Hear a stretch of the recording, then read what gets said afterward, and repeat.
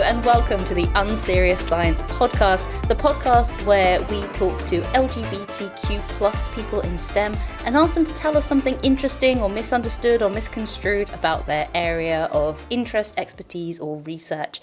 I am one of your hosts, Dr. Rebecca Smith, aka Bex. Eleanor, I always do this, I just go, I'm the other one. I'm Eleanor, microbiologist, chaos bisexual. You define yourself a lot more than I do. I just say my name. She, her. She, her. Boom. Yeah, same. Mic drop. I'll just say ditto on Eleanor, apart from the microbiology. There you go. There we go. Would you like to introduce this week's guest? Yeah, Eleanor? so I'm very excited. Riley is one of the OG sort of people for this. When we started off as a series of talks at Queerfest, and Riley provided us with a murder mystery based around crows, which I was like very into. Would you like to introduce yourself, Riley, Yeah. and tell us a little bit about yourself, how you define yourself, if you're comfortable with that? Yeah, absolutely. My name's Riley. He's A. So I'm in my final month of a PhD. Ooh, I know. Congratulations. Thank you. Wait until it's done. Let's not get too hasty with that. I study birds within the archaeological record, specifically birds of the crow family. I do a ridiculously long timescale with that, which was very ill-advised. I also do 7 species because I do all of the birds of the crow family. So basically over the last primarily 2,000 years, but up to 12,000 years, some of my oldest data. And That's a long time. It's a lot to do across all of England, and I do way too many methods as well. What's your opinion on Indiana Jones? My opinion on Indiana Jones. Okay, so first of all, we have to start by saying any film that's showing people like punching fascists, pretty good. Yeah, That's perfect. What's the tag for that on Netflix? Oh, I don't know. They'll come up with it soon, though. But I think the main issue that there's two big issues I take with Indiana Jones as a thing, which is firstly, he's a treasure hunter, not an archaeologist, technically. Ooh, okay. And most archaeologists, like your Lara Croft and stuff, end up just being treasure hunters. Yeah. And it's like, that's not really what we do at all. It's what people used to do. By definition, they're closer to antiquarians than archaeologists, which were people who basically went out and went, I want to find this specific thing. And usually it was like, we want to find the lands that were featured in the Bible. And then they would go out and very specifically look for that and ignore everything else. Well, it's not here. Let's throw away this ancient, amazing artifact. My goodness, it's such a problem. We've lost so much archaeology because someone at some point went, we don't think we care about this, so let's burn it. Burn it? Genuinely, that's the way it gets disposed of, yeah. Oh, I'm so sad now. That is a bit that I kind of go, oh, no, but I do love the Indiana Jones films.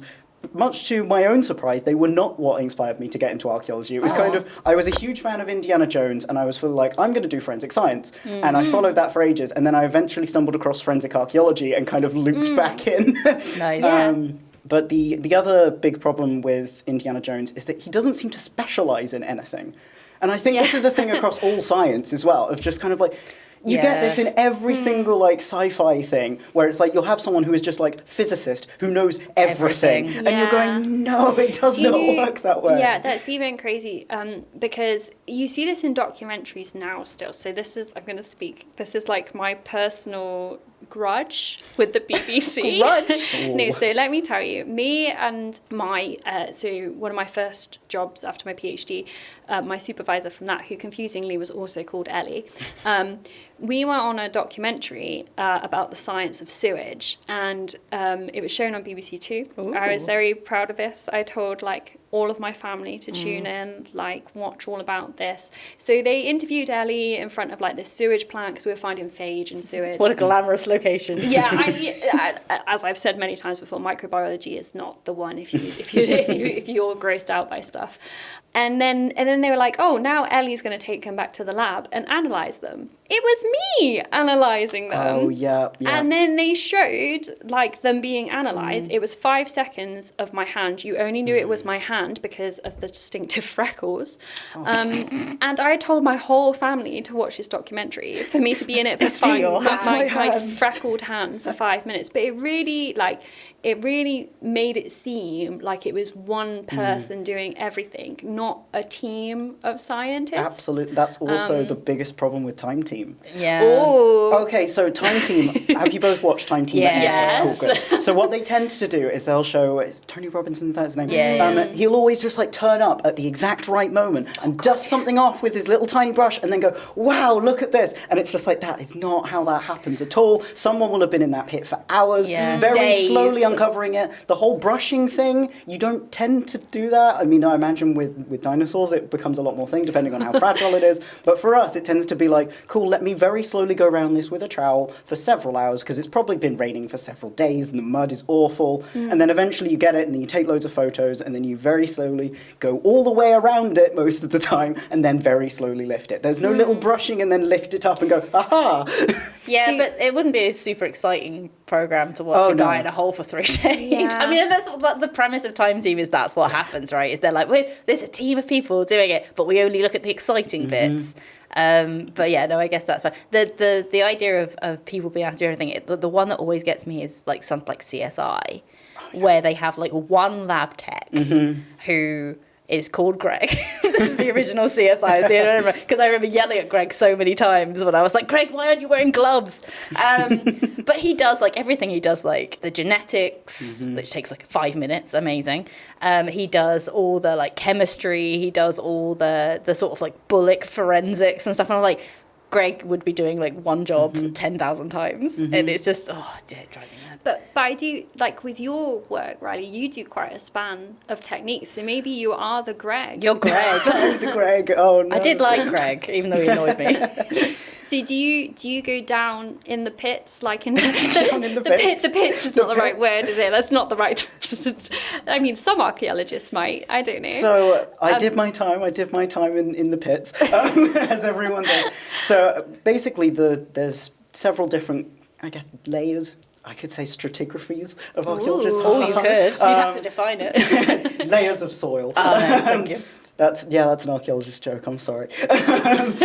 We're just like, oh, lovely. Yeah, it sounds lovely. It's What like your you nan asking you questions at Christmas. What you tend to have with archaeologists is you'll have your field archaeologists who are trained to do all the digging, and I think pretty much whatever type of archaeology you end up doing, you will do digging at some point.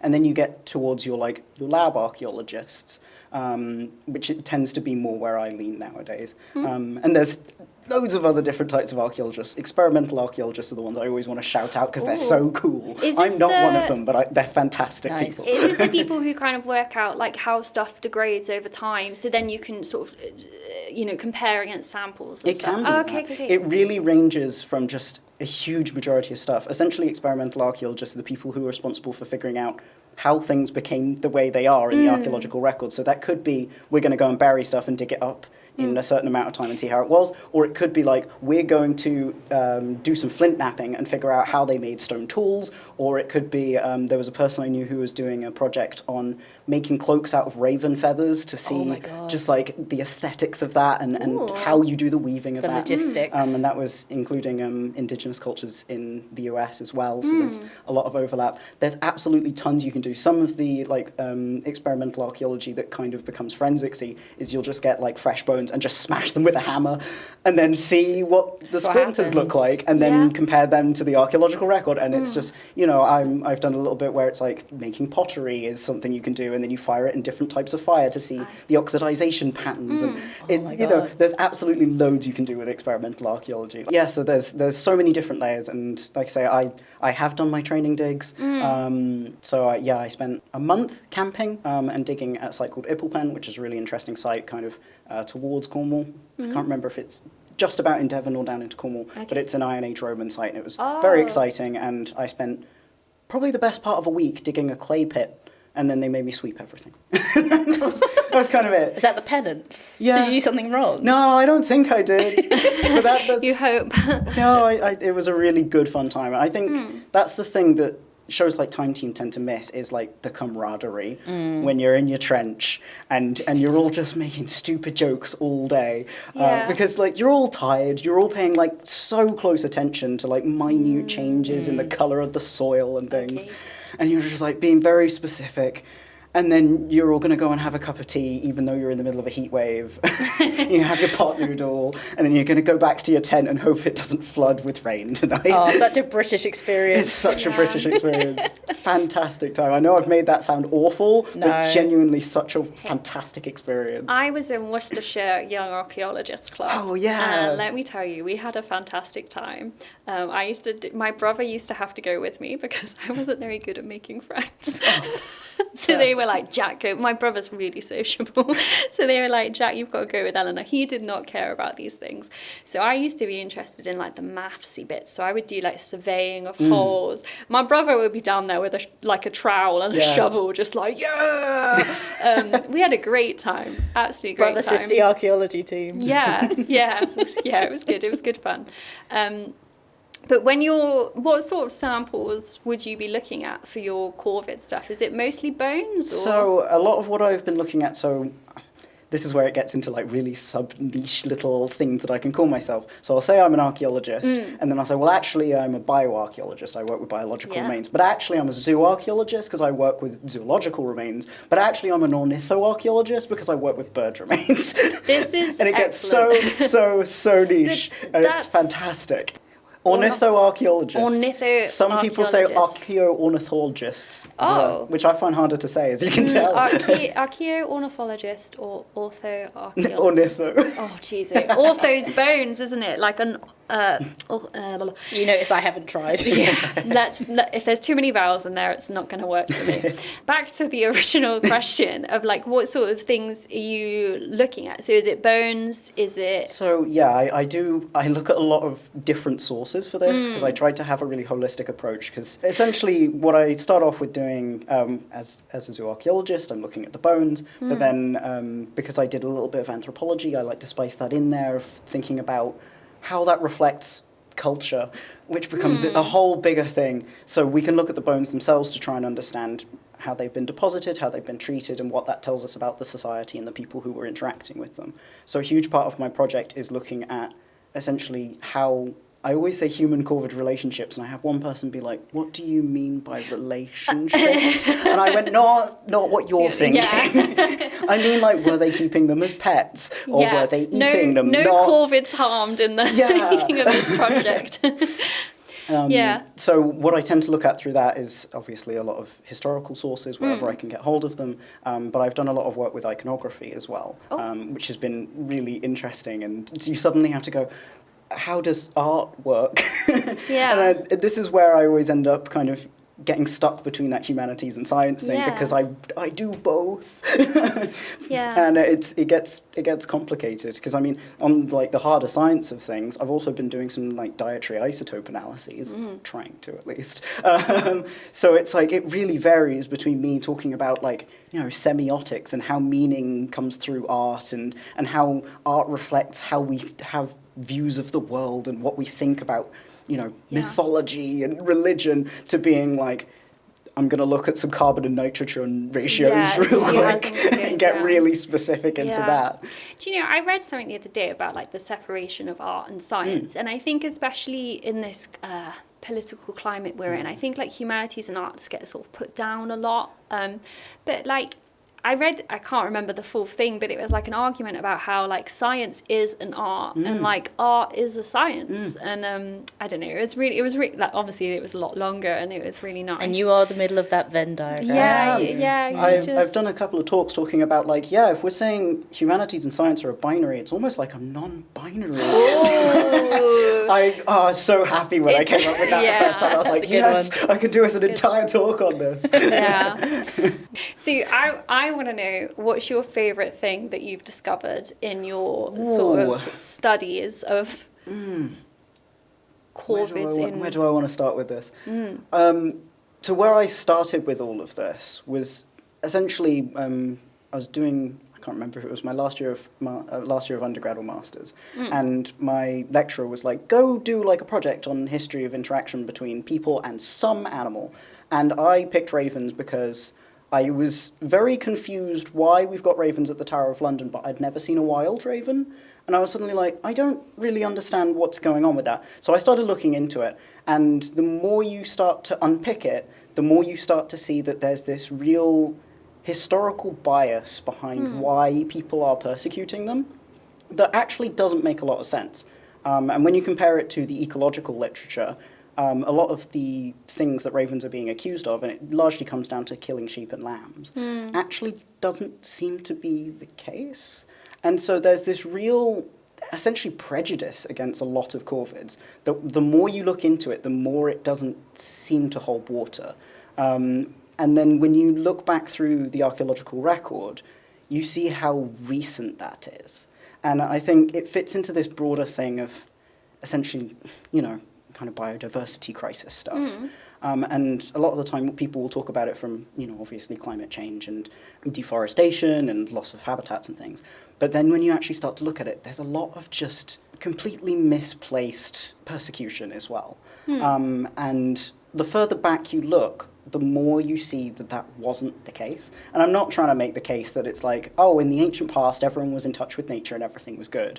But, but there's so much that you start looking into, and you see that all sorts of corvids, I end up talking about ravens a lot because in the archaeological record, because their bones are bigger, we get more evidence for them. Yeah. But I don't mean to be biased towards ravens. I really It's don't. all right. You can have your biases. It's fine. It's an archaeological bias. I absolutely love all corvids.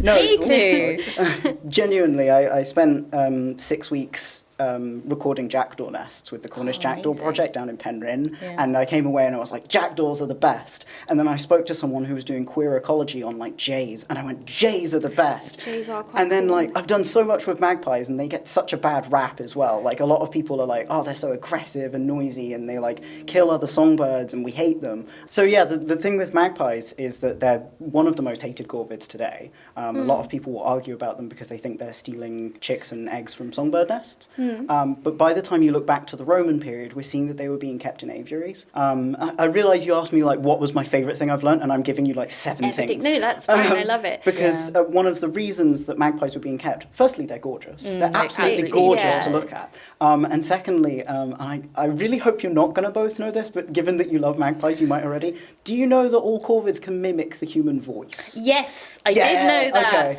Are you surprised at least? I feel like I'm not surprised, Okay. but I feel like I didn't know either. I But strongly can sort of- encourage you to listen to a recording of it because they're so good. They're really good. And there's stories from the Roman period where they would be keeping like magpies in. There's one account of like a golden gilded cage above a shop door because it would greet the people as they came in. Aw. And they absolutely loved magpies back in the Roman period. I was And then you jump to now, and people just want them dead all the time. I feel like I went to Pompeii like a couple of years back, and I swear there was like a magpie in one of the. Oh my god, they're not murals, are they? They're like Mosaics? There is. friezes, Oh, second friezes, style. yeah. So that would be House of the Golden Bracelet, which I've done quite a lot. I'm there we go. obsessed. So there's, I can't remember exactly what it is because I know I've looked at several of the frescoes from Pompeii for evidence of how corvids were being incorporated in them. Yeah. But the House of the Golden Bracelet has this garden room that has fresco on 3 walls. Yes. And there's a magpie like in the middle, and then it's surrounded by like doves and pigeons, which I'm not going to outright say this, but doves and pigeons were domesticated by the Romans, and there's a magpie right next to it. Oh, And we know inferring. they were being kept as pets. So Yeah. that's That's my very little cool. pet project that I can't categorically say, but I'm very curious. So it could potentially, evidence pending, be someone who's just got like a picture of all their pets on the wall. I mean, potentially, yeah. I Aw. mean, we know there would have been an aviary nearby, and these aviaries, they were huge status symbols as well. So this is where it comes Yeah. back into like how we use archaeology to look at sociocultural significance. You're gonna have to set a counter for how many times I say that. It's like my favourite phrase. Ding. Add one to the counter. Yeah. So I think the biggest takeaway I've had from my whole project, as an overview sweep, is just this huge contradiction between how they were treated in the ancient past and how they're being treated today. And the fact that, I suppose it's a thing that we shouldn't talk about too much, but this kind of escalation of persecution narratives. And that goes across lots of themes, shall we say, that's very, very concerning, really. And especially when it comes to our interactions with the natural world at a time where we're in a biodiversity crisis and we're trying to actually think about, how do we stop killing the planet and everything that lives on it? And I think it's really important at this point to be looking at essentially ecological studies through archaeology. It's one of the other big things that I'm using archaeology for is looking at past distributions of corvids. Yeah. So when it comes to ravens specifically, like I said, when I first started, I went, why have I never seen a wild raven? And part of the reason is because if you look at like British Trust for Ornithology's maps, you can see that there's kind of like a line kind of down the middle of England where there's just no ravens to the east of that line. Okay. And that's because they were so heavily persecuted over the last 200 years that they're just gone. And was that like persecution? It was societal thing that they just went then out and like hunted them or chased them off or... So there was a thing that happened. So around the time of Henry VIII, there was climate change going on, and essentially the problem that happened in England was that we didn't have enough food to feed everyone, either through actual like scarcity or through political reasons. Yeah. And basically Henry VIII had this great idea of what if we kill all the crows? What if that makes everything better? And then not for food. Nope, just to kill them, because basically they were saying the crows are eating all of our food, and again that like there's this really strong theme of like human protection of human resources, even when it comes to wild lands. Just wild land. Because they were big into hunting and stuff, right, in the Tudors. Yeah. So basically Henry VIII said, let's go and kill all the crows, and that will make everything better. It did not make everything better. No. So then Elizabeth I said, what if we kill every animal that eats? And I'm not really exaggerating. Every animal that eats? Yes, I'm really not exaggerating. Pretty much every animal was targeted, and it's why we still have this very weird relationship with the natural world, especially in England. And even if you start to look at like badger culling and things, it can sometimes come back to this. And I find it so strange that the Tudor vermin laws aren't talked about at all, really. I'd never heard of them. No, like everyone I talk to is kind of like, well, what's that? And it's like, well, it's the thing that redefined our entire relationship with wildlife in the UK. I didn't know about it before I started my PhD either. So vermin, as in like everything is against us, therefore everything's is a pest. Yeah, essentially. Yeah, I think there's a lot. This is like a very tangential story, but I think there is a lot of like laws about what you can and can't kill on your own land. Yes, they're also very hotly debated nowadays because I've looked into them quite a lot. So there are basically two general licenses to do with the taking and killing of wild birds, which is GL41 and GL42. One of them's for public health, and one of them is for like protection of livestock and crops. And it's very interesting because I believe they were amended last year to remove certain corvid species because there's been a lot of Chris Packham has been doing a lot of activism around it. To the point that I can't remember quite how long ago it was. I want to say it was 2022. He had an arson attack on his property, and he had dead crows hung on his gate because he was campaigning to stop people just shooting wild birds. Yeah. The example I'm thinking of is pigeons. Yeah. Wood pigeons. A lot of people absolutely despise wood pigeons. I also think they're beautiful. I've got, again, two very fat wood pigeons in my tree outside, and they're just going mad on the berries at the moment. So I'm just like, the cats love it. They're just watching them like gorge on these berries, essentially. I prefer the feral pigeons over wood pigeons. I'm sorry. It's fine. But there are very few birds I don't like, Eleanor. I'm a big bird fan.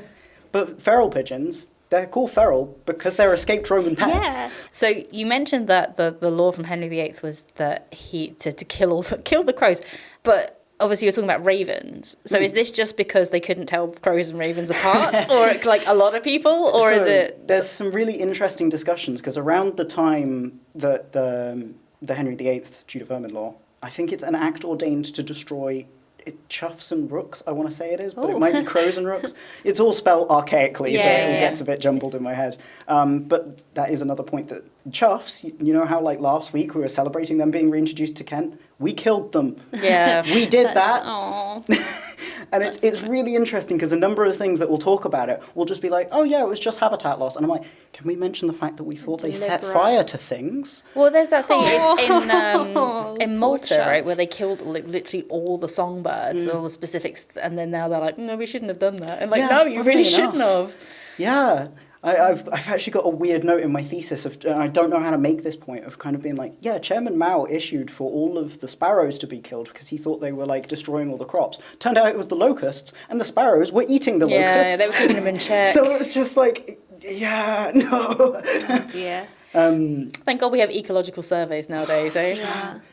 Yeah, but they're still being persecuted. Oh, no, definitely, yeah. So- It takes a long time for societally for us to change. As I drove up today, there's a big sign as I was driving up saying, you're entering a bird flu monitoring thing. And I have colleagues who've worked on rats and pigeons, same colleague who's worked on both. And so we have a lot of discussions about this because people will go so hard against being like, the reason I compare rats and pigeons is because pigeons get referred to as winged rats. Yeah, winged rats, yeah. And there's this assumption that it's like rats are filthy and pigeons are filthy. They're no more filthy than your local blue tit. Yeah. Like, everything has a chance to... I know rats do carry specific things. I think it's like rat pee or something is particularly Oh, yeah, bad, my mum but- says about that. Yeah. Virus disease. Yeah. My mum is going to hate being mentioned in this episode again. Yeah, there's virus disease from rat pee. She always goes on about that But one. this becomes a whole thing of just kind of... Also, I'm going to just do a PSA right now. Clean your bird table. Please clean your bird tables. I'm doing this on behalf of RSPB and BTO. Please clean your bird tables. Because remember how, like, during COVID, we were all being told, make sure you wash your hands. Yeah. Basically, what you've got out in your garden, if you feed birds, is you've got a plate that you put food on that loads of birds are coming to over and over and over and over. And birds, bless them, they don't not poop where they eat. Yeah. Please just clean it. We've got a huge problem at the moment with greenfinches, and they're getting trichomoniasis, and it's just I clean mine every week, and maybe need it more. But I need to go out with some Dettol then. Even just a little bit of dish soap, just give it a little scrub. I mean, I'll call out my mum as well. Hers was so bad the plate had rusted to the frame, and I was going, oh, oh no. There's a lot further to the connections between kind of corvids and disease in general. Okay, yeah. Because corvids will eat absolutely everything and anything. And there's kind of two main areas where that becomes a problem. The first being like carrion in the fields. Yes, I was gonna obviously they'll go and eat the dead bodies, they'll go and eat your roadkill, which actually is fantastic. It's realistically. The circle of life. It's a fantastic ecological service. And the other area, especially when we're talking about the medieval period, is... how do I put this without being absolutely disgusting? Just do it. People emptied their latrines into the streets. That's not disgusting, That's Riley. the We've said polite way way of worse. saying it. And obviously the corvids would like that. They would eat your poop. Yeah. Okay, fair. They'll eat pretty much anything. Probably it's more like if there was like butchery scraps that happen to maybe have poop on it. I'm not saying they're specifically... They're not They're not- coprophages. yeah, They're not- like, yeah. As far as I'm aware, they're not specifically going Not little after. turd Yeah. smugglers. See, that's more disgusting than anything Riley See, said. I'm trying to be polite. During the time of the Tudor vermin laws, ravens and red kites as well, because I have a colleague who's worked on them too, were explicitly excluded. You were not supposed to kill them in the cities because they kept the cities clean. So they benefit us, so leave them alone. Yeah, but then at a certain point that obviously ceased to be the case. I can't remember the exact date, but I want to say it was like 1780 was the last raven pair in London. Excluding the tower ravens, and again, how wild is that? That it's like they're protected in this very specific park and very well looked after. They've got a whole raven master and a squad that like looks after them, and the tourists love them. And there's also like loads of superstition about like the number of ravens in the tower, It's right? supposed to be 6, and I think there's 8 or 9 currently because... Just to play it safe. Yeah, to play it safe. I can't remember exactly where it is, but I know in Japan there's a roadway where there's like a bridge, and the crows will very regularly drop nuts onto the road, so the cars will run them over, and they're very street smart. Crows are so they know what clever. they're doing. So one of the really interesting things, and this again becomes the title of my PhD thesis a little bit. So there was a fantastic theory proposed by Maslow and Angle back in I should know the date. It's one of my key references. But they proposed a theory which is essentially cultural coevolution, which is essentially looking at the way that corvids and humans have interacted from the Stone Age up until now, and how we've essentially grown and adapted to each other. The most obvious case study of this, and the one they use in their original paper where they proposed this, is people got annoyed that the crows were stealing their grain, so they built a scarecrow. That worked for a little bit. And then the crows understood that the scarecrow is not a threat to them, so they start stealing the grain again. And that's a very simplified way of saying we have ultimately modified each other's behaviour, and we will continue to modify each other's behaviour. And the current persecution narratives is just where we have ended up at the moment. So what I'm really hoping to do with my research is basically say, here's how people have interacted with them in the past, here's how they've interacted with them in the ancient past, here's how things have differed, here's how historic biases might be playing into it. Now let's think about what does that all mean for us? How do we want to continue to interact with them? Especially because you can make the argument very easily that if crows are learning, as soon as they see someone coming up with a gun over their shoulder, the crows are going to leave. Now that farmer has wasted the time buying the gun, buying the ammunition, walking out into the field, and now they're frustrated because they're not going to get to kill the crows. Let's say they manage to kill one of those crows. The other crows are all going to learn, and they're potentially going to, I don't want to say get aggressive, but they're going to defend themselves. They will defend themselves, essentially, because we know that crows recognize not only faces, but voices. Yeah. So, and we've seen, there's some great anecdotes of people, I think it was magpies in this specific one, where someone has, shooed off some magpies and been, aggressive to the magpies in their garden, and the magpies then made it their daily ritual to poo all over that person's car. And it just became a thing. And I'm like, that's so funny. But I can also see why people would go, I hate that. Just be nice to the birds and they'll be nice back. You do see in the newspaper sometimes, don't you? Oh, this 7-year-old gave magpies buttons, and then the magpies give her acorns. And stuff like that all the time. Yeah, it's incredible. There's a TikTok video of a woman who feeds a raven and then it gives her a dollar bill or something. Yes, it's I read that one, yes.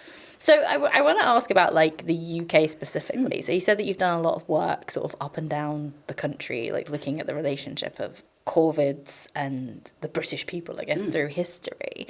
So was there ever a time where people were really into corvids and were these are the best birds ever and we need them and we love them, that isn't now? 100%. I know I should clarify, I come from a kind of Roman perspective. And this is why I said at the beginning, the fact that Indiana Jones doesn't specialize, absolutely baffling. I can talk for ages about the Roman period. That's specifically part of the Roman period or the entire thing? Ooh, the Roman period in England, more specifically. And more so we're specializing within a specialty. That's science. But the Roman Empire is quite long, right? So I feel like that's fair. Yeah, the Roman period in the UK is 49 CE, I'm going to do common era if that's cool, to roughly 410. We get this kind of, dark ages afterwards, once the Roman Empire withdraws and collapses. And so I'm looking at about 350 years-ish of the Roman period, and how they were interacting with corvids. And I say I look at it in England, but a lot of the sources, the history that I'm looking at is, of course, from the Roman Empire proper. So we're talking Pliny the Elder. Classic. My favourite Pliny the Elder. Don't talk to me about Pliny the Younger, he's stupid. But Pliny the Elder's stuff is fantastic, and he tells us so much incredible stuff about how corvids were incorporated into Roman life. There's a brilliant one I quote all the time, I can't remember, I think it's chapter 60 of book 10 of Pliny the Elder's Natural History. He liked to write. Yeah. Which is a sedition that arose on the consequence of a raven speaking, which is basically, the story goes that a wild raven decided to take roost in a shoemaker's shop, and everyone loved this raven. I'm not going to get the quote exactly right, but it was, following this, the shop was looked upon with a sense of religious veneration because the raven had chosen to live there. And everyone was like, this is the god of Apollo, this is incredible, it lives in this shoe shop. And essentially, Apollo lives in a shoe shop. He just loves his shoes. Yeah. He's a real shoe girl. But essentially what happened after a time is a rival shoemaker, and this is directly from Pliny the Elder, I'm not making this up, the raven pooped on his shoes, the rival shoemaker's shoes, and the rival shoemaker got so angry he killed the raven. And everyone was horrified. So two things then happened. The rival shoemaker was driven from the city, he was literally exiled and then later put to death. He was executed for killing a raven. Meanwhile, the raven was given a funeral with endless obsequies, I think is the way it's phrased, which is essentially Roman funerals, they're like parades through Rome, and they're usually reserved for emperors. And this raven had a funeral. Yeah, to me, he's Apollo. He sounds like he just had good taste in shoes, and it was like a societal commentary. He was like the Anna Wintour of the Roman era. He deserved that funeral. Do you know what? I don't actually know that much about Anna Wintour as a person, and I'm sorry if this endorsement is problematic. Yeah, that's all I really know about her, and she sits at the Met and doesn't really Met Gala and doesn't smile. Yeah, so the Roman period, they love them. Like I've already mentioned before, they had their magpies in their gardens. There's a word, this is technically dipping into the Greek a little bit, but I always want to teach people this word, and I'm going to mispronounce it. But basically there was a word for jackdaws that basically means funny little guy, and it's bomolokos. And they basically they were out here being like, oh, these jackdaws, they're funny little guys, and we keep them as pets, and like it's just so. He's just a little guy. Yeah, and they absolutely love them. So and cute. part of the study I've been looking at is I've been looking at the way they've been depositing their crow bones and trying to figure out if we're actually seeing pet corvids in the Roman period in Britain, and trying to figure that out. And pairing that with the iconographic record, where I'm absolutely obsessed with them. They're these little figurines. I think they're about 2 inches big, I think. I might be getting that wrong. That's not 2 inches that you're showing with your hand. Shut up.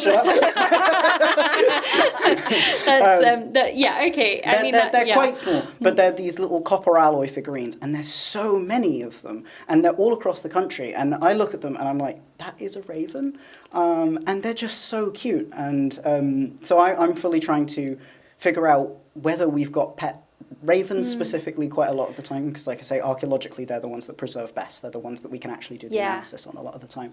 I really wanted to do a project specifically looking at the magpies, but every time I've gone to an archive, they've suspiciously, the bones have not been there. And like I said at the start, when people think it's not interesting, they burn it. That's so sad. It's really sad. That's not me trying to put any blame on any of the collections or anything, but it's just, there's so much archaeological material that things go missing. It's a huge job to keep track of it. And again, we're back to Indiana Jones, because if you think of the scene at the end of Raiders of the Lost Ark, that is 100% what every archive feels like. You're like, there's something really important in one of these 800 rows of boxes that all look the same. Good luck finding the good bits. Yeah. So the other thing I wanted to ask is about specifically corvid bones, in that, bird bones are obviously hollow, so they can fly, to make them lighter. So is there, do they preserve as well as like human bones? Is there an issue to the archaeology of bird bones in that way? Yes, I'm going to get some terminology in this one for you. Excellent. So basically, we have this brilliant study term, however you want to refer to it, of how things survive in the archaeological record, which is called taphonomy. Taphonomy basically refers to any action that affects any archaeological material once it's in the ground. So there's some fantastic terms like bioturbation and things, which is like, does the ground get all mixed up? And obviously you've got to consider things like soil pH and like the specific types of soil, like clay soils versus sands and things. You've got to consider the temperature. So it really depends on the environment something is buried in. For example, we've got some incredible, I want to say the Pasiric mummies, which I want to say are Iron Age, and I can't remember exactly where they're from, but they are like perfectly preserved horses. Is this like in bogs and stuff? These ones aren't. This is like an underground cavern, kind of like a basement, actually. Now that So I it's think like cool. and their entire, like, when you go into a museum and you see like a horse and carriage that's staged and it's like taxidermy, they're kind of like that. Wow. And they're just underground in a kind of basement that they built. And so you can get these incredible mummies. Like you say, I previously did work on bog bodies as well. Very good. So I absolutely love a bog body. But conditions really depend on things. And that's before you even get into like, if someone butchered those bones, they've cut them all up and smashed them to pieces. Obviously, then the chance of them surviving is even smaller. And by the time you get to something like magpie bones, if they've been smashed up and they've not been deposited in a specific way, the chances of us finding them are so slim. But we do find them, and we find them a lot. And this is where it comes into, we would call funerary archaeology in some cases, or funerary zoo archaeology, if you want to discuss animal bones about it, which is essentially arguing whether things have been specially deposited. There's a lot of discussion at the moment that I care about a lot of whether animals are given their own graves and how we identify that. Because a lot of times, when I was previously working on chickens, we had some incredible Roman chickens that were in these, what look to be specially dug pits that have essentially like a chicken, specifically a cockerel of advanced age in the bottom, and we know they practice cockfighting, so we're going, okay, that's essentially a gladiator in chicken form. And then they would basically chuck a load of coins and put flint on the top and then cover it up, and I'm going, that's a grave for a chicken. Yeah, and we see similar things potentially. It all becomes this kind of, obviously you've got your evidence is everything, and then you argue your case for how you're going to interpret that. And it's again why I kind of, like I say, I came through from forensics, so I have this kind of like, you build it up and go from there. And we see similar kind of graves, specifically for ravens and crows, and it's a site I absolutely love with. There's an Iron Age hill fort called Danebury, and we're doing a lot of work on Danebury because there's something interesting going on there for sure. They have, I can't remember off the top of my head, but I know it's more than 20 essentially burials of ravens. Wow. And I was very fortunate to get my hands on that material, and it's beautiful, because like you say, it's very variable how things preserve. But if things have been intentionally deposited, we can get entire things. This is absolutely beautiful. I think it's box 1442. Like I say, I've I worked on love these the too fact that you're much. talking about these records. Like, I know it's- the numbers off the top of my head exactly Wow. which one. That's the Absolutely sign of beautiful. someone writing up their thesis. Oh no, I've been obsessed with this one for ages. Again, it's like I was going through the archives and you find kind of like a shoebox size, maybe half the size of a shoebox, and you open it up, and there's just this perfect raven skull that's over 2,000 years old. Wow. Oh my God. And it's to the point that you've got like tracheal rings, you've got sclerotic rings. So sclerotic rings are like in the eye of a bird, you get little kind of calcium deposits, I Oh, guess. yeah. And like we've got those. And it's also just such a testimony to the excavators who have clearly sieved all that material to recover. Got their brush out. They got their tiny brush out. Tony Robinson. No, the time where you get the brush out is when you basically take all your stuff from the field and you go and do post-excavation processes. And a lot of digs end up stuck in essentially post-ex hell, which is like you'll have bags and bags and boxes of just soil. And basically what you need is usually undergrad students, and I say having been the undergrad student, to get their toothbrush and go and sit and very carefully scrub all the bones and all the pot. You got to pay your dues, you know. You can't go straight into a pit and like bring out like a Roman emperor or something. You have to get in that bag of soil and your toothbrush. I mean, like you said at the top, it is a lot of teamwork. All science fundamentally is teamwork, and archaeology is no exception. It's lots of people putting in the background work for then some idiot like me to come along and say, I found the cool thing. Yeah, I found it. I'm the primary author on this paper. Exactly.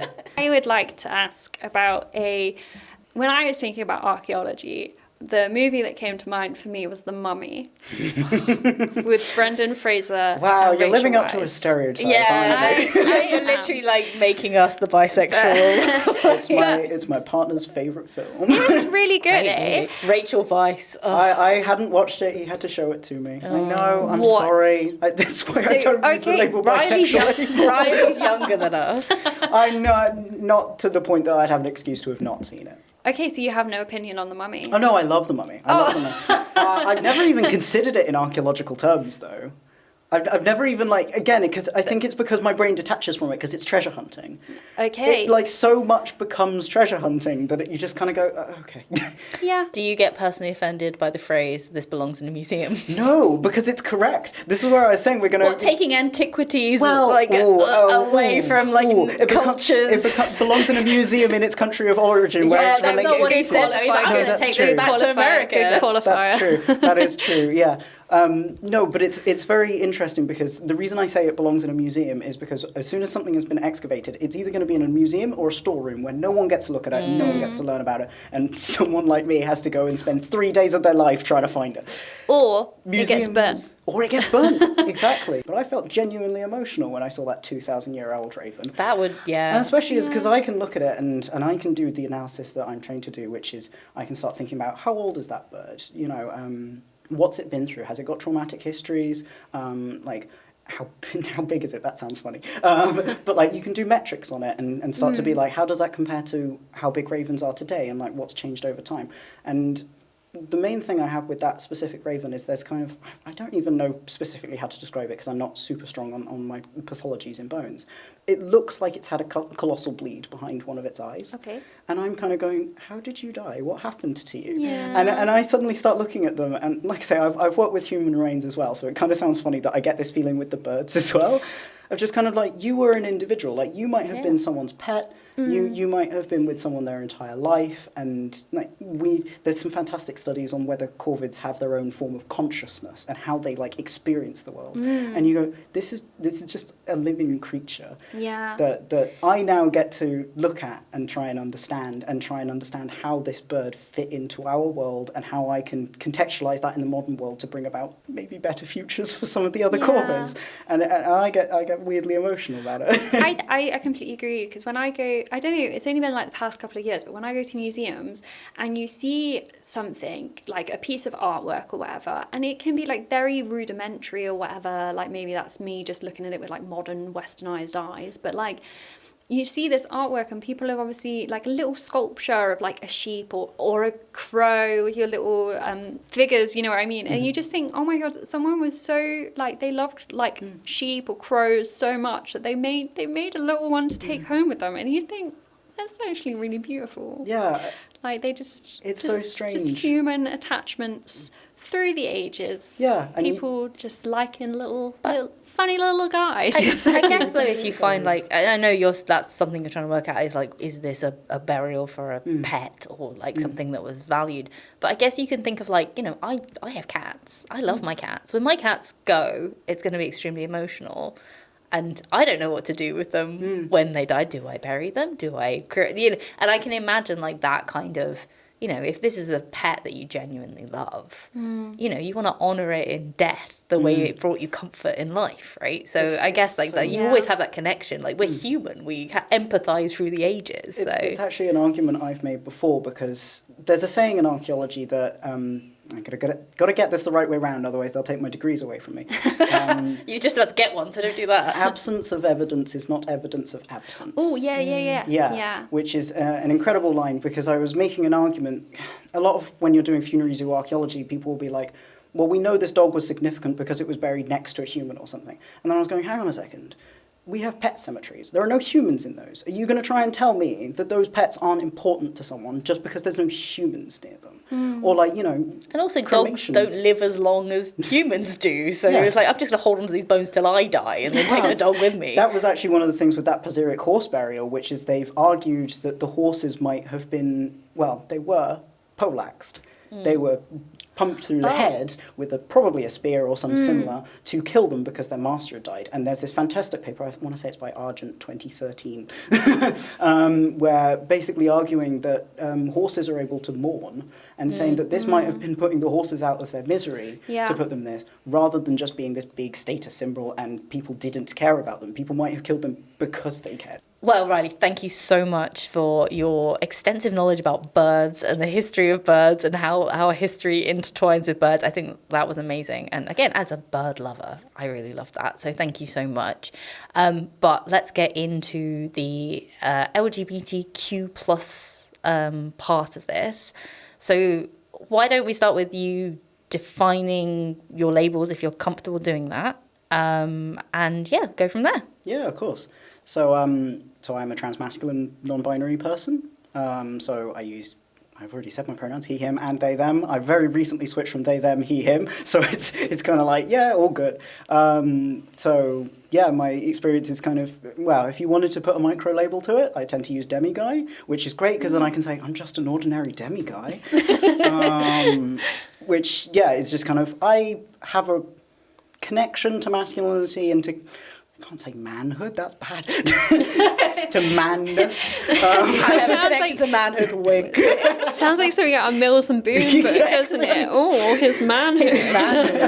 So I have a connection to that, but it's like, I wouldn't go so far to just say I am a man. I don't know, it always feels a bit odd for me. Yeah. But I'm also equally happy for people to just refer to me as a man. You know, it kind of gets in that weird kind of grey area of stuff. In terms of other labels, I've started using Achillean really recently because Achillean's a great like umbrella term for kind of like, it's very inclusive of men and like non-binary transmasky kind of people who have any connection to man-related stuff, being attracted to any kind of man-related stuff. So it's got this lovely fluidity in it that I really enjoy, and it's also not specifically saying that you're only attracted to people like that. So it's got this like air of mystery around it that I really like, because I'm kind of like, well, wouldn't you like to know? I'll define myself however I like, thank you very much. Also, just any shout out to Greek mythology is good in my book. Yeah, so fantastic. There we go. And the reason I started using Achillean recently is because essentially, as I think a lot of people go through, you kind of like go through questioning your identity and you go, I figured it out. And then a few years later you go, I haven't figured it out. And you go through it again and it just keeps kind of happening. So I first figured out that I was not straight when I was 13. And at the time, that was before I transitioned. I didn't understand any part of my gender.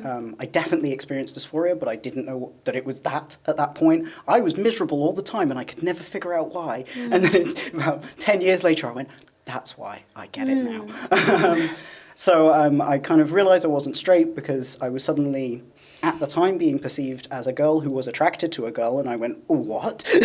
But then I was like, I don't think I'm attracted to her because she's a girl, so I started using pan. And then I realized, well, it's only because she is her, not to do with being a girl at all. So I kind of went, okay, so there's probably some kind of ace arrow stuff going on. So I started using demi, and then I started using demi pan for a really long time. And now I've been in a relationship with my partner for 8 years. Aww. And the idea of being attracted to anyone else seems so weird to me now.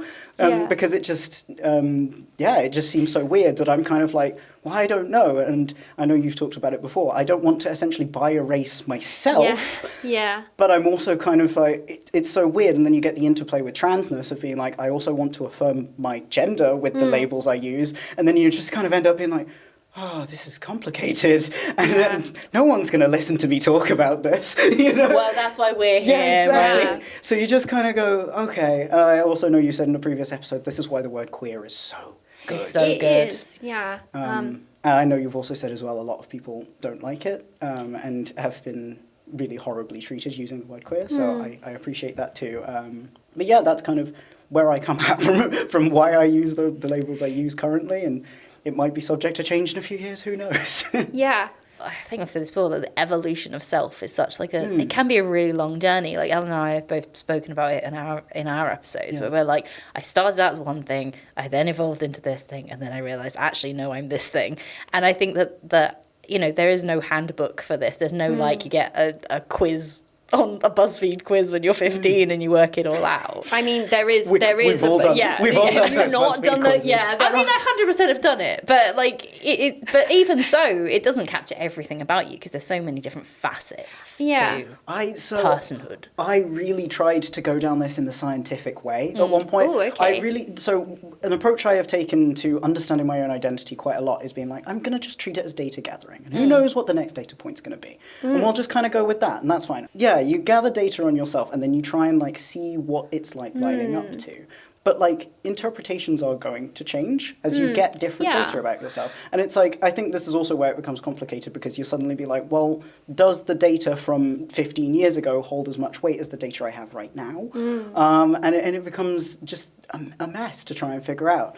And I think it's one of the reasons why I love micro labels, because you can kind of drill down into really specific things. At one point, I ended up on a channel that was talking about the 7 different types of attraction.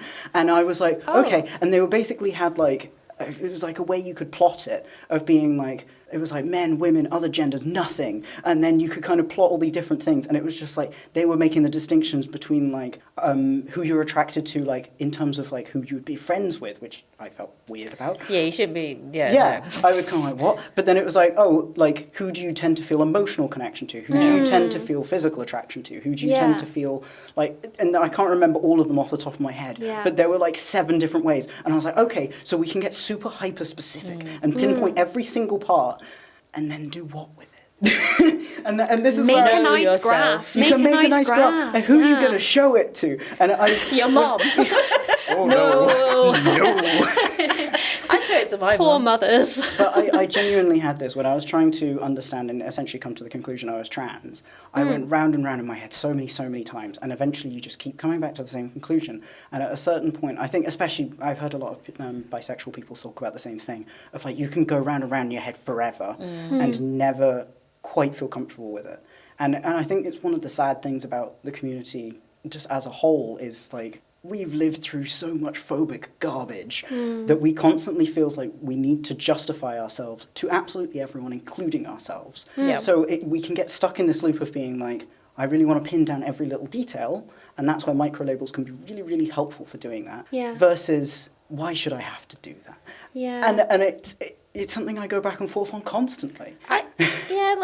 The thing is, it's fine to look at the minutiae of yourself as long as it's making you happier, right? I completely agree. It's if you can, I could label myself in 50,000 ways, but if they don't help me or make me happier or they make me sadder in some way, then there's no point in doing it. Like the broad labels are fine for me, like that's fine, and I've never really got so micro labels is something you mentioned quite a few times there. So what do you think is so useful and fascinating about micro labels? I think it becomes a really interesting thing of when you are having those really in-depth conversations with people.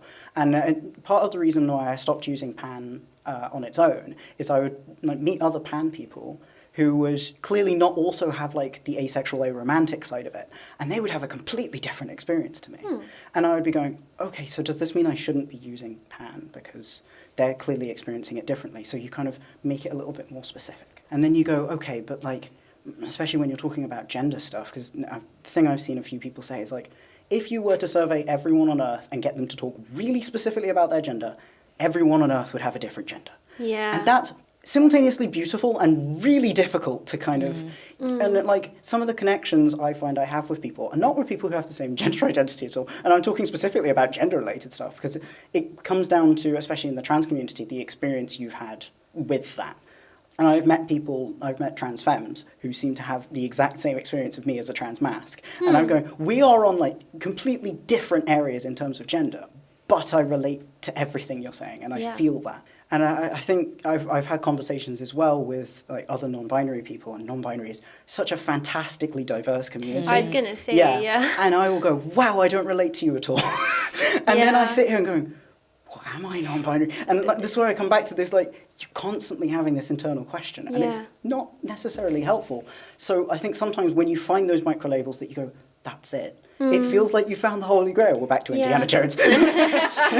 I'm going to say something and you're going to be like, that is so stupid because it's so obvious. But like the sort of is it a fairy tale? I don't know. But like the fable or whatever of the ugly duckling.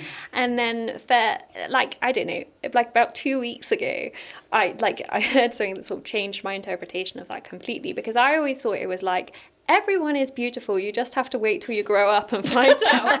What a great fable. Yeah, I know. I'm Moral. not very bright. This is the thing. And then someone said it like, if you grow up and you're a cygnet, like a baby swan, and you're surrounded by ducklings and you only see ducks, like how are you not meant to feel like the odd one out? And like as a sort of parallel of like role modeling and stuff. And I was just like, I completely misinterpreted that. Like, I just thought I had to wait and find out that I was a swan all along and I was actually more beautiful than these basic bitches. I didn't. And you spend all that time waiting and you grow up and you're an ugly duck. Yeah, it turns out I'm just an ugly Not little you, mallard. Eleanor, No, it's fine. You've said it. No! I'm just one of them brown ducks, boring as anything. Duck. I love all birds. All birds are great. Like, all birds are beautiful. It's like a PSA for bird self-worth. Yeah. So I have a controversial question. How do you feel about people who say, I don't believe in labels? I think that's my mum. Yes, my mum as well. I love my mum so much, but I've had this conversation with her, and I'm like, but sometimes labels can be useful. I would fully say you can not believe in labels for yourself, but if you're going to turn around and say, I don't believe in labels when someone tells you they're labels, that's a dick move. Yeah. And it really comes across as saying like, yeah, I hear you've put all this energy and introspection into figuring something out about yourself, but I don't care. I'm just going to That's how it always comes out to me. And I'm just kind of like, I've done all this work. I'm showing you the result of my work. Yeah. Just accept it. I'm not saying that people should have to care about the labels you use. No, I'm not saying that at all. But I think it kind of comes down to like, how should you react to someone coming out to you a little bit? Yeah. And I do think like, if you turn around and go, oh, I don't care. Yeah. Like, it's going to sound I a wish bit I could bad. do that. Not that I ever would, but I think it would be just so funny. Like, I just tell you I'm a lesbian. It's like, I don't care. I think it can come from such a really nice place as well. Yeah. But the best response is always going to be like, thank you for telling me. Yeah, exactly. Yeah. You don't have to say anything more. No. If you don't want to say anything more, just do thank you. Yeah. You should also never say, yeah, I know, to someone. It can be very funny. No, it depends on who the person is. In some never, ways, it's affirming. Oh, yeah. When they're like, I already knew. Yeah. And you're like, okay. I think we've spoken about this before, but Yeah. like when I came out to my mum, she just sort of like, it was nothing. And I'd spent so long gearing myself up. Yeah, it is and then it's just anticlimactic. disappointing. And every single person did that to me. Yeah. And one that says something about me, I think, about like, you are so obviously bisexual, I don't even know what to do with you. But like, again, if you spend a long time gearing up to things, I think that can be quite hurtful. I don't know. Maybe it's just me. Maybe I just want the drama. I want the crying, screaming, and then the reconciliation at the end. I think one of the best ones I had in terms of the like we knew sort of things is like I was messaging one of my best friends who I grew up with, and I was like, oh, I'm kind of like a guyish non-binary person, and they said, yeah, that makes sense. Oh, that's I love that for you. Thank you, actually, Yeah. because suddenly, meanwhile, you know, you get certain other people in my family who did the whole like, what? Yeah. It's like, what do you mean, what? Yeah. Like, You didn't see it coming. how did you not know? It didn't come out of nowhere, Barbara. Yeah, exactly. How do you, so like talking about micro labels and applying them to yourself, because I use quite a well-known label, I've never really had the experience of people going, I don't know what that is. Do you have that, and how do you sort of handle that? I think there's kind of, like, you've talked before about having the kind of straight passing privilege in relationships. And I would also talk about having the gay passing privilege. Okay. Because I'm a guyish looking person in a relationship with a guy, people don't question it. Yeah. People will literally just look at me and be like, okay. Gay. You seem simple. Let's just move on. And like I said at the top, like with my gender identity, if people are going to assume I'm a man, I'll kind of go like, sure. And I kind of will get the same with identity related stuff. And it's only once you like get to know me a bit more that I might be like, well, actually, there's all this nuance. And I think usually by the time I'm having those conversations with people, they're probably in the community themselves. Or open to learning more about it. Yeah. But no, it is something that, again, like I say, you spend ages agonizing over like how you understand yourself, and you spend ages preparing how you explain it to people, like even if no one ever asks. And I think it's very, like I say, it's a difficult thing because you go around in your head forever about it. And it's like, I would love, people said, you know, the idea of like, what if we lived in a world where you didn't have to come out? And it's like, that sounds so nice, and it sounds so confusing compared to the experience we've all had. It's almost unimaginable. Exactly. Yeah, you're just like, what would that even be? Because, like, can you imagine you go, oh yeah, I'm just attracted to this sort of person, or I am this sort of person, and you just kind of exist. Wow. Would be nice. What a world. Yeah. I wish someone had done the work for me, and they'd just be like, Bex, this is what you are. And then I'd be like, oh, you saved me 40 years. Yeah. Thank you. I appreciate that. I can now experiment without worry. Well, not even experiment, just be. I can just be. Yeah. That would be Exist. amazing. Yeah. I quite like with micro labels as well how it almost starts like a family tree, because sort of arrow ace, I guess sort of the aromantic bit was maybe less well known or sort of discovered. I don't know what I'm struggling with vocabulary, but like, so asexual people, they were like, oh, it's just a flavour of bisexual for a while, you know? Really? Oh, I didn't know that part. So because if you're asexual and you're experiencing No attraction. equal attraction Yes, to actually, I do know masculinity what you and mean. femininity, Yes. so they were like, Yeah. oh, you're just one of us. That's And then- what happened, like in the early days of like people like, talking about labels, is that basically asexual people got adopted into the bisexual Yeah. community. I've seen people make jokes about that from their own like discovery of being like, well, I'm equally attracted to no one. Yeah. Yeah. You're So- all uninteresting to me. So get under the B. And then obviously like it's branched down to pan, omni, polysexual, all of these sort of different labels, and then, you know, arrow ace, and then like the demi labels. So I just love this like little family tree forming of everything, and all this sort of like interweaving of the labels and stuff is very interesting. And then you put the gender on top, and it's just very cool. So let's talk about your experience as a queer person. And I'm going to use the word queer. I apologise if people don't like it. And I hear you, but again, we're talking about lots of different labels at the same time, so I'm just going to do it. So being a queer person and being out, I guess, as an academic. So how has that been as an experience, and how have you found that as a person person who's been sort of exploring and finding out about themselves during this process? It has been... I feel like I must be one of the dumbest people alive, because I basically decided to do a whole gender transition and a PhD at the same time. Both Two things very easy known, things. Yeah, They're so for very their easy. ease, Yes. Yeah. No, the way it actually happened was I found out I had my PhD funding in April, and within 3 months I had realised I was trans and changed my name. So I had to go back to my funding body and be like, can we update some records? So basically I started my PhD, and that was the first time I'd walked back into the archaeology department under a new name and new pronouns, and there were surprisingly few slip-ups, actually, at the start, with name at least. They got worse from there. We'll get to that. Not drastically worse, but I'll come to it. And I think one of the things I think about a lot is doing a transition in public is terrifying. Because you fully go from being the depths of your dysphoria, of being I know everything that's wrong, I know how everyone's perceiving me, and everything feels terrible, and I know people are trying, but it's just a mess, to, having these big landmarks of for me, starting testosterone, I've since had 2 surgeries throughout the course of my PhD. And it's this really funny thing, because you'll meet people who just don't know how to handle any of it. But you can tell they have good intentions, but they're still saying really weird things. And you're okay.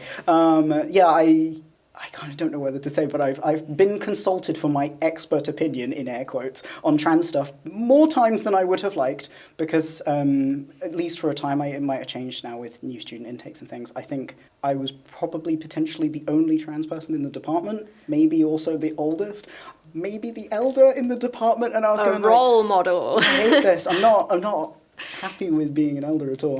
So I basically started my PhD and kind of went, I'm trans, hooray, let's do this, let's figure all of this out at once. Like I say, people were really good at the start. I started doing postgraduate teaching assistants, and that's where things started to get a bit tricky. And I don't think it was through anyone's negative intention or anything, but there would be times where the main lecturer would be introducing me to the class, and they would misgender me, and I would be at the back of the classroom, and people would turn and look at me. And I would stand there going, I can't correct you because the lecturer has just carried on, and the lecturer hasn't apologised, and the lecturer didn't come up to me afterwards in acknowledgement.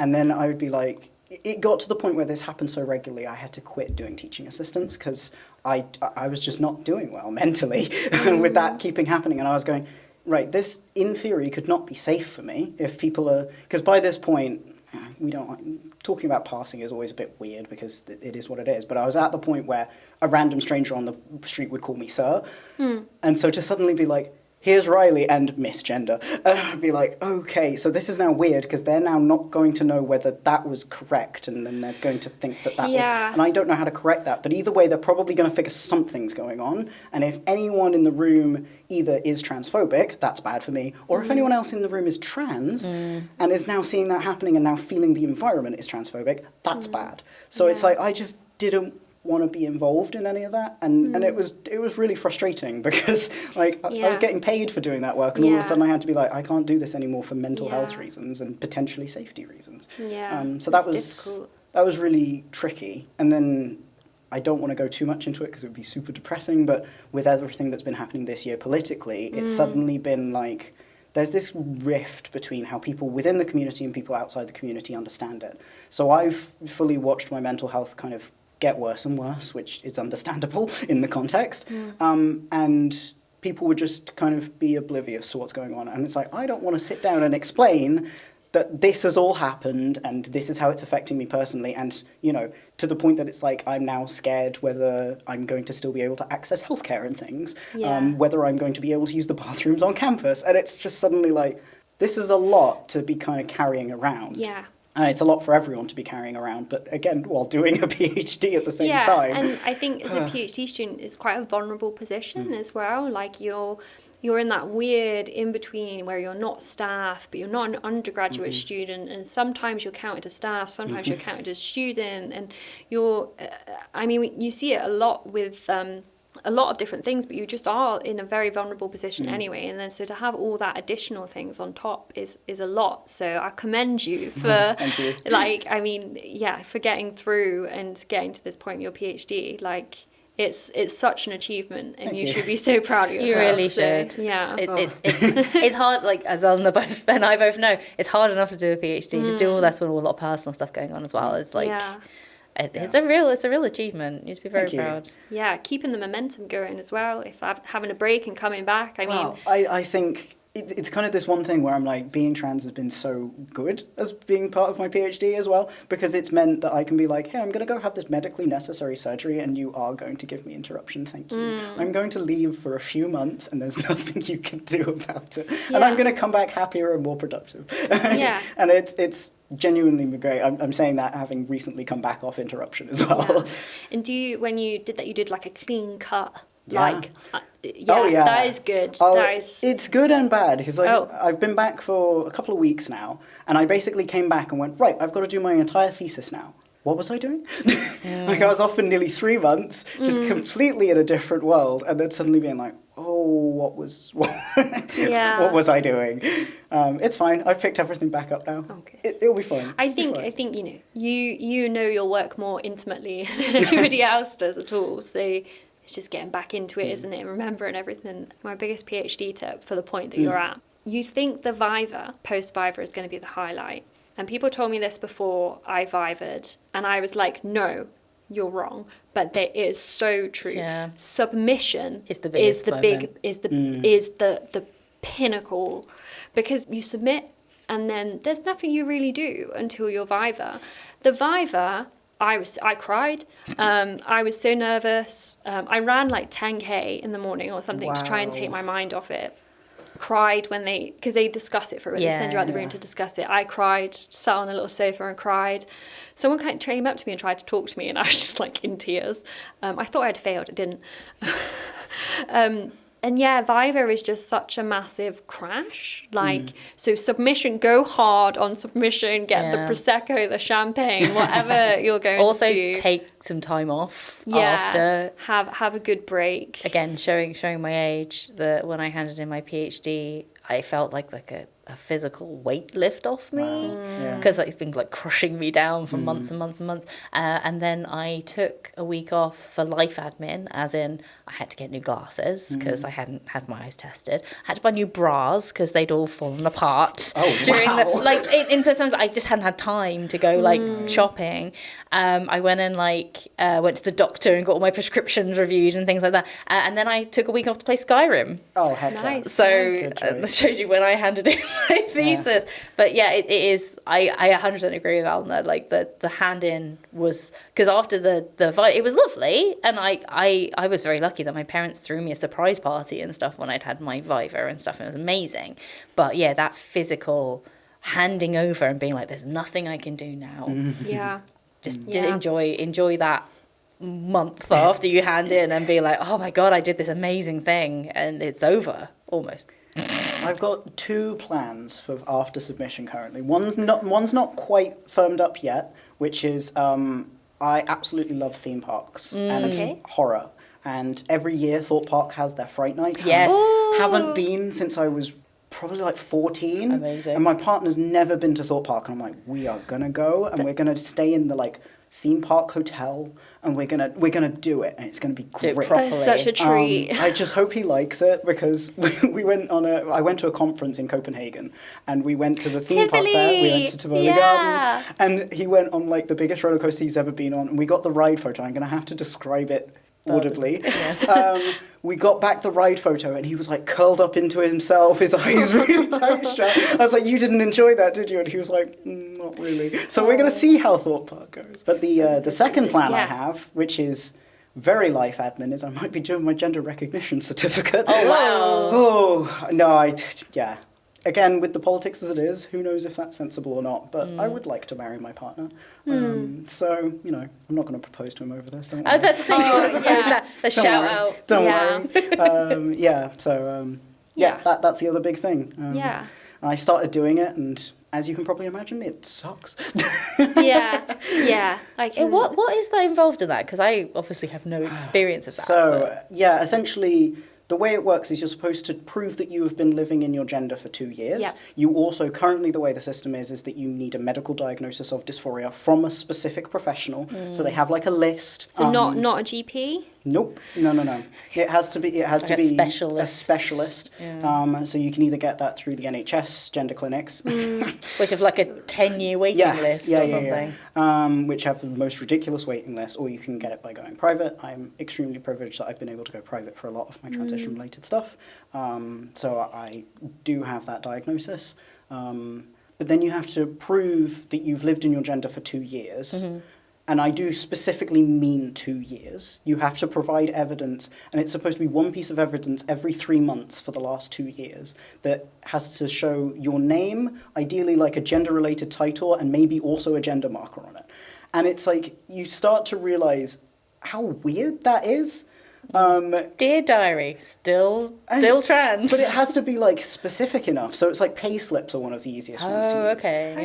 And then you start being like, this is really weird. But the guidance on it will be like, oh, you should submit like roughly 4 things per year. And so I was like, okay, I'll just like get all my documents together. And then you get onto the actual submission portal and it says you have to submit exactly 4 things per year. So now all of a sudden I'm going like, well, what's better? Like, what's more official? It's my best evidence. And you start like going around in your head, and that's why it's going to be after I submit my thesis, because in order to get my 2 years accurate, I have to do it in a few months' time. You have to sign a statutory declaration, which has to be witnessed by a legal professional to say, yes, I am male, or female if you were going the other route. And it's just very weird, and you have to put how many years that you've lived in that. And I'm kind of like, it's so weird, because when you're having assessments for like gender incongruence, gender dysphoria sort of stuff, one of the questions they'll be like, so like when did you figure it out? And again, coming back to this, like how you go through your head and figure stuff out, I can give you like a rough ballpark of when exactly I went, oh my God, I'm trans. But then I can start looking at my entire life and going, oh, that thing I did when I was 6 years old, that was very trans of me, actually. Yeah. And so you kind of go, well, like, oh, I don't know. Because it's like, you start thinking about, you know, for me personally, when I was in school, I never went by the name my parents gave me. Everyone gave me nicknames all the time. All of those were masculine coded nicknames. Everyone knew me. The head teacher of my school called me Bert. But not only are you mask, but you are a 50-year-old mask. Exactly. Clearly that was the vibe I was thinking like given. Bert and Ernie. Oh, you're also Muppets. I mean, yeah, I'll accept it. Yeah. There was one point where I did try to make the really like shoehorn joke of like, if I'm a man, I'm a very non-binary man, and if I'm non-binary, I'm a very masculine non-binary person. I think it's quite hard, isn't it? Because it's almost like forcing you to really comb through your life with that really sort is. of like... And when you've got to a place of self-acceptance and then you're sort of having to question it all again, like that's almost torture. It is, yeah. Torturous, we'll Yeah. say, to be slightly softer on. The additional way it's obviously torturous, as I've just said, I'll be applying for a GRC under male, the gender of male, as they phrase it.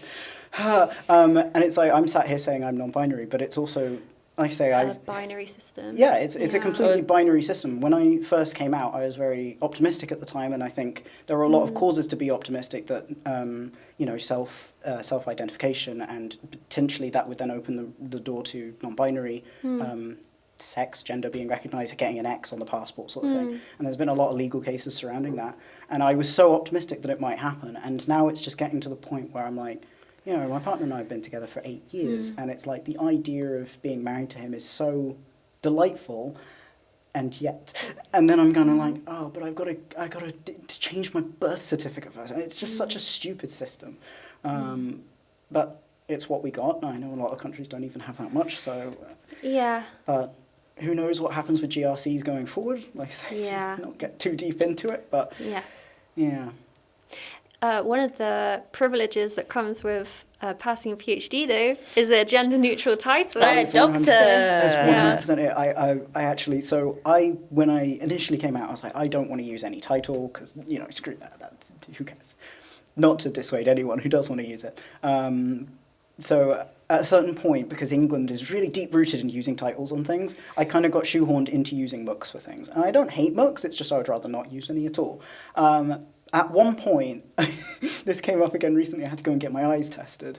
And when I was filling out the application, booking the appointment, it had a mandatory title form, and there was no MOOCs option. There was no option to select nothing, so I put doctor on it. That was 2 years ago. I had my eyes tested again a couple of days ago, and they went, so you're doing a PhD, but your form says doctor.